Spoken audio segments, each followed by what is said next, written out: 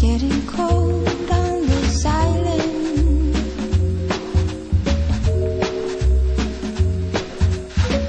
I'm sad alone. Siamo a Nancy, in Rue des Cristalleries, e siamo davanti alla prestigiosa e storica manifattura di vetri artistici e cristalli Dôme. Dôme è presente a Nancy dal 1878 e oggi noi entreremo all'interno di questa grande manifattura per vedere come vengono prodotti ancora oggi i manufatti di Dôme e cosa Dôme ha deciso di mettere sul mercato per i suoi collezionisti. Anyone like you?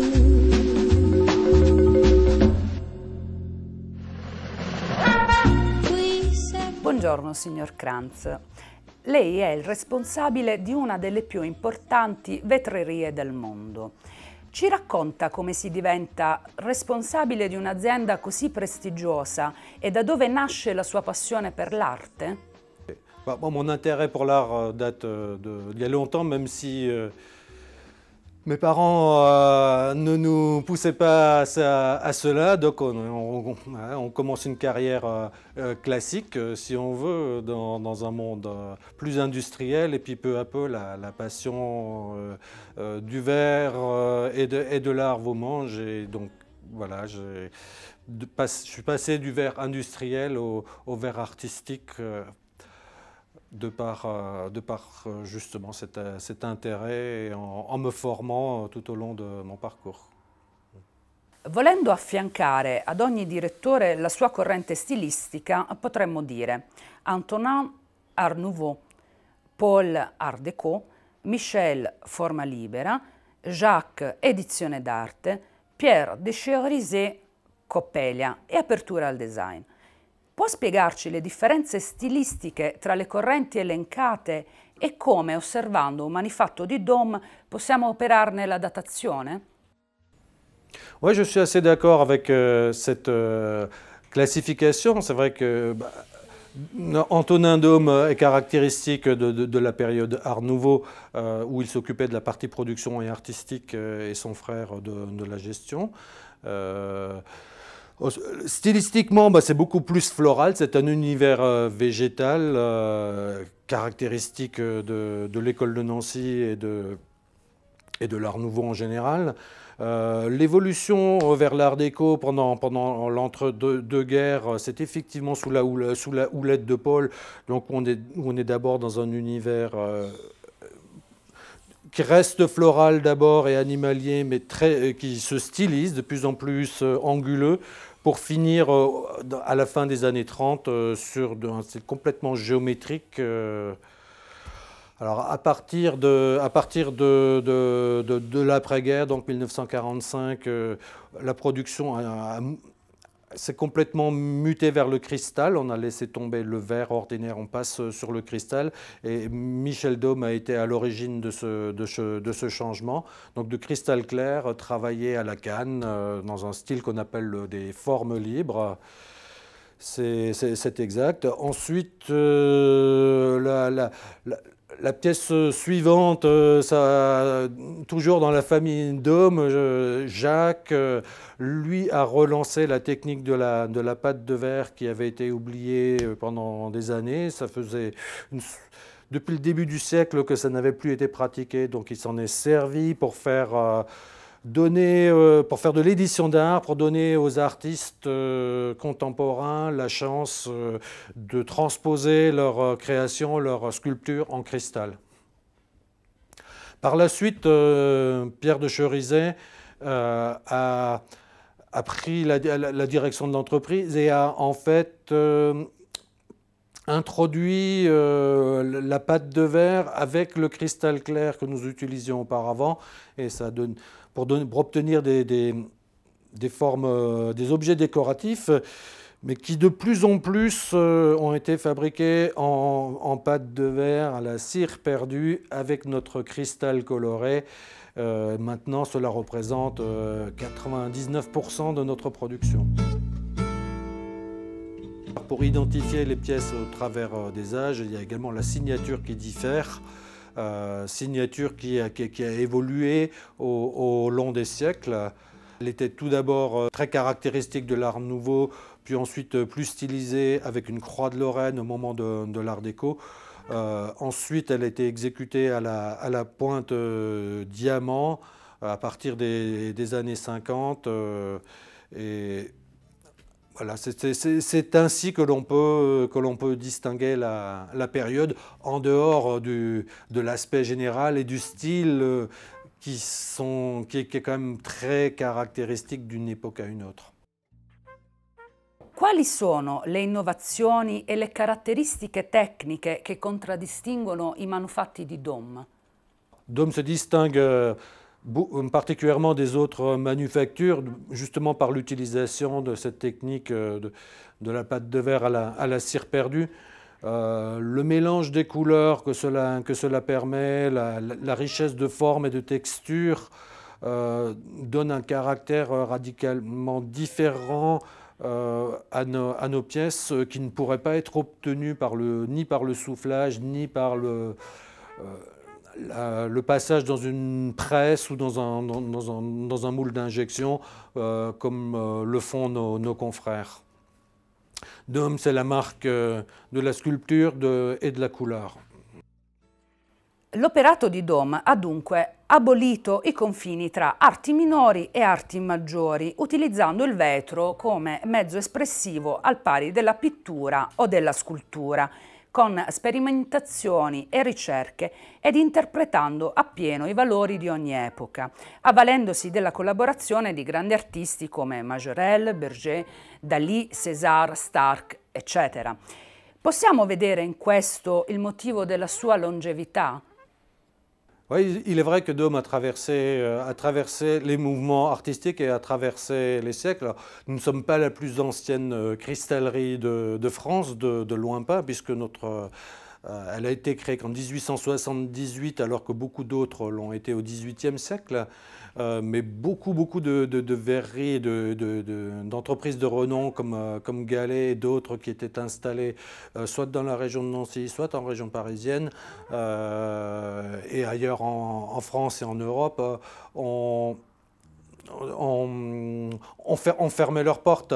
Alors que si nous avons pu effectivement traverser ces périodes, c'est grâce, je pense aussi, à la collaboration avec les artistes les plus en vue de leur époque. Le style de l'entreprise a su évoluer en fonction des goûts et des mouvements artistiques du moment. Quali sono i principali mercati a cui si rivolge la produzione? Nous exportons 70% de notre production, essentiellement vers des pays comme les États-Unis, le Moyen-Orient, la Russie qui monte en flèche, l'Asie également.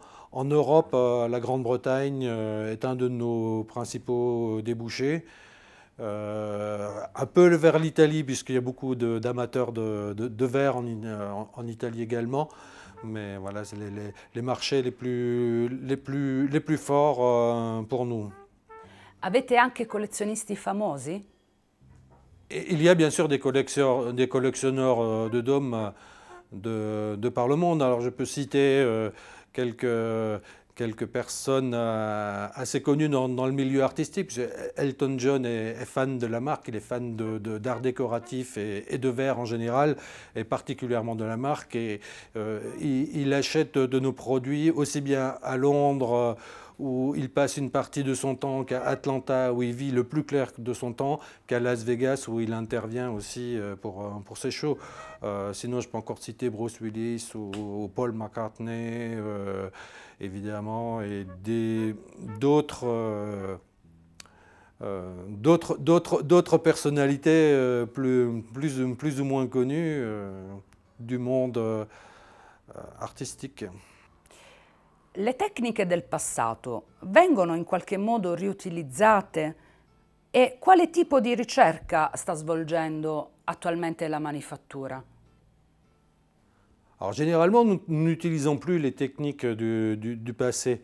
La seule que nous ayons remise finalement à l'ordre du jour, c'est la pâte de verre, puisque Almaric Walter avait utilisé cette technique entre 1905 et 1913 chez Dôme pour des petites productions de très belle qualité, mais sorties à un très petit nombre. Ça n'avait pas rencontré le succès et la rentabilité, donc ça avait été laissé de côté. Jacques Dôme a relancé cette activité de la pâte de verre en 1968, enfin les recherches ont démarré en 1965, et on a redémarré à partir de 1968, donc en s'attachant la collaboration d'artistes de renom comme Salvador Dali, César, Armand, ou d'autres moins connus, mais dont la transposition des sculptures en cristal était particulièrement heureuse. Pour mieux comprendre les différentes étapes de la fabrication d'une pièce en cristal d'après la méthode de la cire perdue, je vous invite à aller voir cela sur place dans nos ateliers.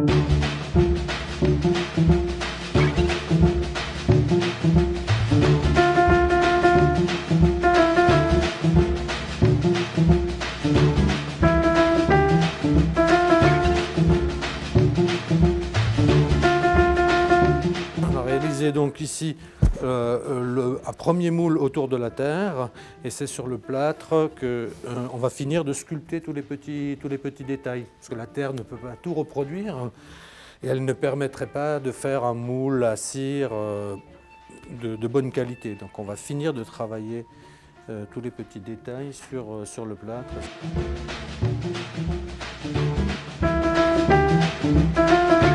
Donc l'étape suivante va consister à faire un moule autour de la pièce sculptée à l'origine, à laquelle on aura rajouté ces éléments techniques. Donc ça va être la nourrice, les éléments de coulée qu'on va rajouter sur la pièce, et tout autour on va donc créer un moule en plâtre et élastomère de silicone, comme vous le voyez, construit à partir d'une membrane de terre qui va figurer la future membrane de silicone.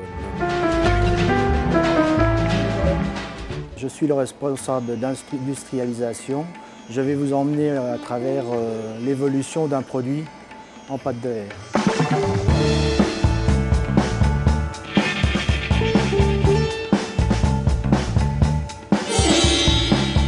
Nous prenons de la cire chaude, chauffée à 120 degrés, dans une cruche. Nous allons remplir le moule là-bas.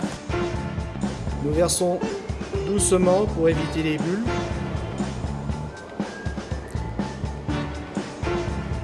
Jusqu'à arriver au niveau. Une fois la cire refroidie, on passe à l'étape de démoulage.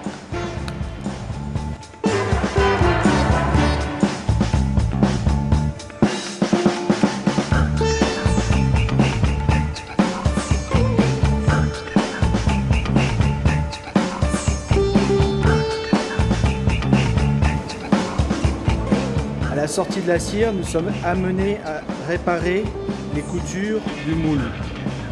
On utilise pour cela une plaque chauffante et un chiffon.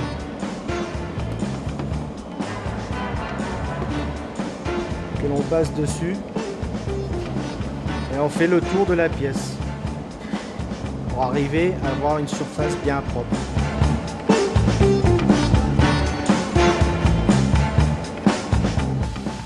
Nous plaçons la cire dans un coffrage métallique.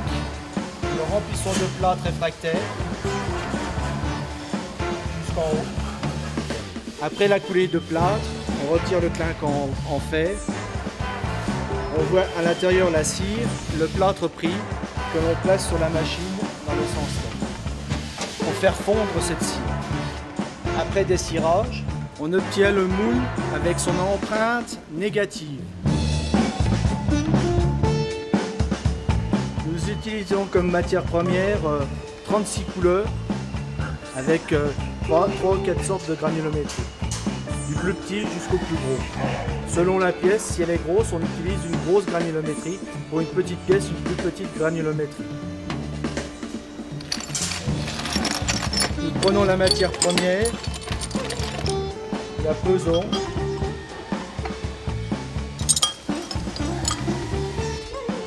Alors une fois que les pots sont remplis, nous mettons dans le four.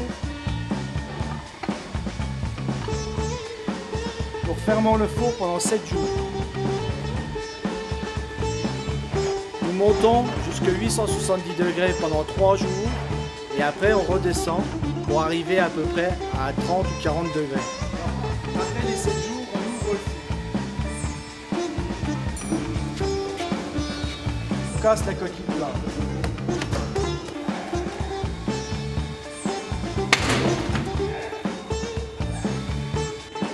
Une fois déplâtré, on arrive à l'étape du choix, c'est-à-dire que l'on va prendre la pièce, regarder si elle a un défaut. Si elle a un gros défaut, elle est cassée, sinon elle est réparée. Je place la pièce sur la tronçonneuse pour couper la nourrice.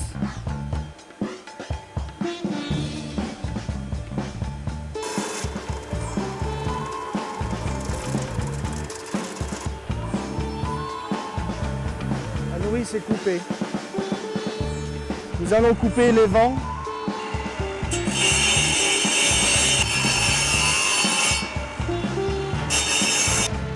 Le vent est coupé.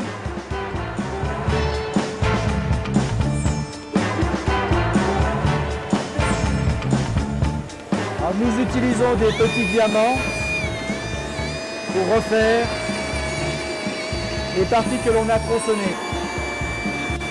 On retouche tous les défauts.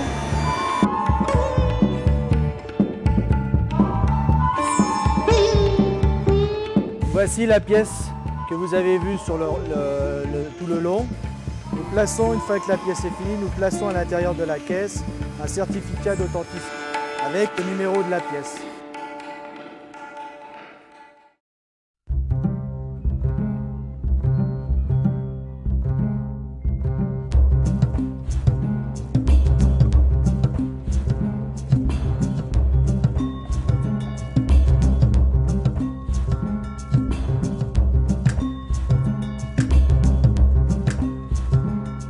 Ed eccoci nel punto vendita Dom a Nancy.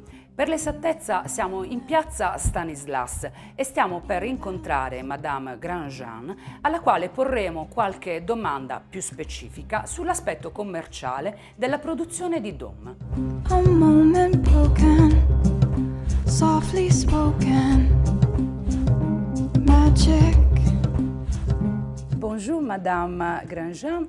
Abbiamo seguito la creazione dell'opera Charlotte ed ora la ritroviamo qui in vendita.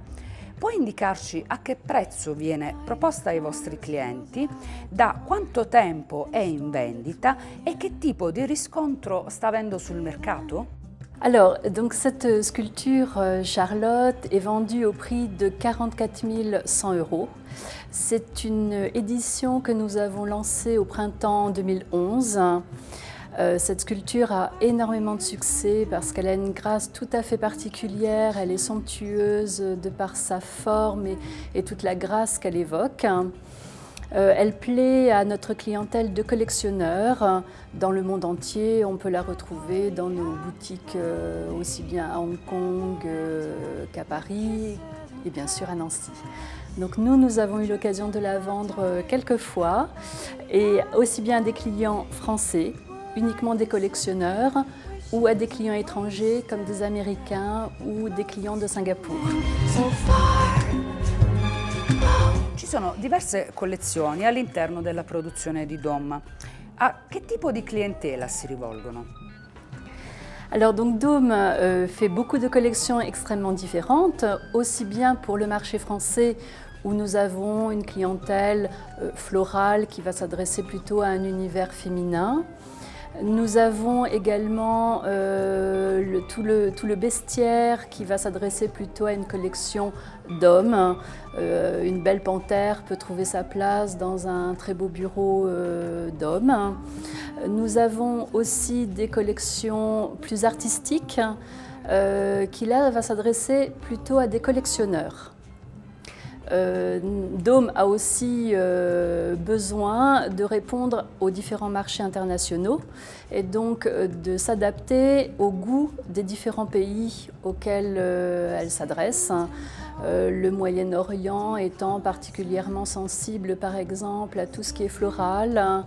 Le Moyen-Orient aussi est très amateur de pièces comme les faucons, les aigles, qui sont très importants dans leur univers. Voilà, les collections pour les Américains sont des collections plutôt grandes en taille. Ils aiment des choses majestueuses. La Russie, par exemple, aime beaucoup les couleurs, donc nos collections florales répondent vraiment très bien à tous ces goûts internationaux. Qual è l'opera più costosa presente nel suo negozio? Alors, nous avons beaucoup d'œuvres majeures et importantes dans la boutique. Nous avons eu l'occasion de travailler notamment avec Salvador Dali, donc nous avons encore des sculptures de Salvador Dali. Nous avons travaillé aussi nous travaillons toujours avec une artiste qui s'appelle Marie-Paul de Villechabrol qui fait des nus magnifiques et des statues sur le thème de la femme superbes. Nous travaillons aussi avec un designer floral qui s'appelle Emilio Roba, qui nous fait des feuilles sur des thèmes exotiques majestueuses et magnifiques. Dans un style plus contemporain, nous avons Jean-Marie Massot qui nous a fait une sculpture très belle, très épurée. Et bien sûr, la pièce la plus chère de la boutique est une pièce de Paul Beccricht qui s'appelle Zao, qui est magnifique, que vous allez voir tout à l'heure, qui a un détail c'est une princesse mongole avec un manteau extrêmement détaillé de broderie magnifique. Donc c'est la pièce la plus chère de la boutique, elle est à 99 750 €. C'est une édition uniquement à 8 exemplaires. Bene signora, io la ringrazio per la sua disponibilità. Merci beaucoup à vous d'être venue dans notre belle maison et j'espère que beaucoup de personnes viendront découvrir nos belles collections.